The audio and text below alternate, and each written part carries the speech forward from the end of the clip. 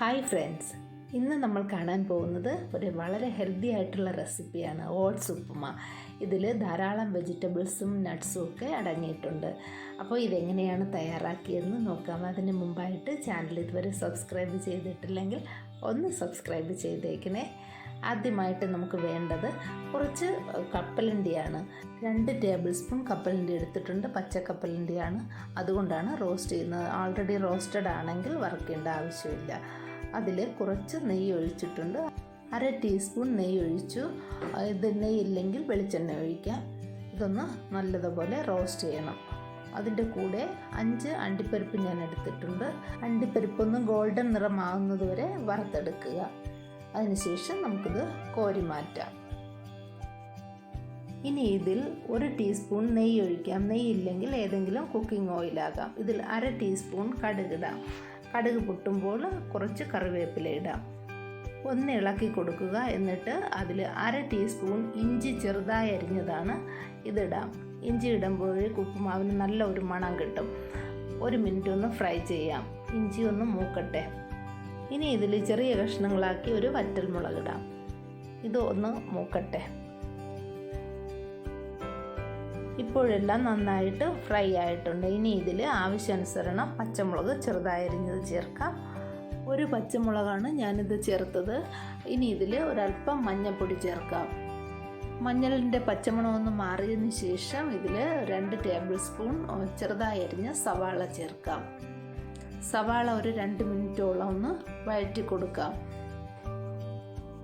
സവാള വാടിയതിന് ശേഷം ചെറുതായി അരിഞ്ഞ 1 ക്യാരറ്റാണ് ഇത് ചേർക്കാം. 2 ടേബിൾ സ്പൂൺ ഉണ്ട്. ക്യാരറ്റും 1 മിനിറ്റോളം ഒന്ന് വഴറ്റിയെടുക്കാം. ഇത് അധികം കുക്കാകേണ്ട ആവശ്യമില്ല. ഇനി ചെറുതായി അരിഞ്ഞ കുറച്ച് ക്യാപ്സിക്കം ചേർക്കാം. ഈ കളർഡ് ക്യാപ്സിക്കം ഇല്ലെങ്കിലും സാരമില്ല. ഗ്രീൻ ക്യാപ്സിക്കം ചെറുതായി അരിഞ്ഞ് ഇതുപോലെ ചേർത്താൽ മതി. ആവശ്യത്തിനുള്ള ഉപ്പിട്ട് കൊടുക്കാം. ഉപ്പിട്ടിട്ട് നല്ലതുപോലെ ഒന്ന് ഇളക്കി കൊടുക്കുക. ഇനി ഇതിൽ ഓട്സ് ചേർക്കാം. ഇത് 1/2 കപ്പ് ഓട്സ് ആണ്. ഞാൻ ഒരാളിൻ്റെ ഒരു പോർഷനാണ് ഇതുണ്ടാക്കുന്നത്. ഒരാളിന് ബ്രേക്ക്ഫാസ്റ്റ് ആയിട്ടോ ഡിന്നറായിട്ടോ ഈവനിങ് സ്നാക്കായിട്ടോ കഴിക്കാൻ പറ്റിയതാണ്. നല്ലതുപോലെ ഒന്ന് ഇളക്കി കൊടുക്കുക. അതിനുശേഷം 2 ടേബിൾ സ്പൂൺ വെള്ളമാണ്. ഇത് കയ്യിലെടുത്തിട്ട് ഒന്ന് തളിച്ചു കൊടുക്കാം.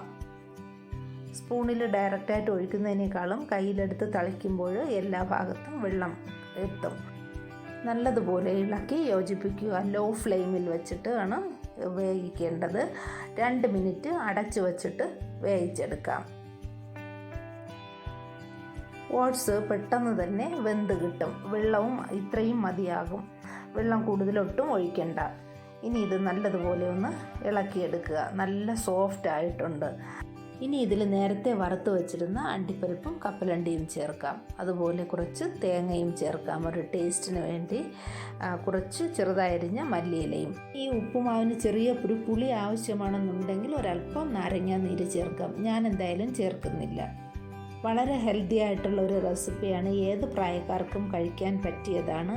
അപ്പോൾ എല്ലാവരും ഒന്ന് ഇത് ട്രൈ ചെയ്ത് നോക്കുക. വീഡിയോ ഇഷ്ടമായെങ്കിൽ ലൈക്ക് ചെയ്യുക, ഷെയർ ചെയ്യുക, കമൻറ്റ്സ് ചെയ്യാൻ മറക്കല്ലേ. Thank you for watching mother's cooking lab.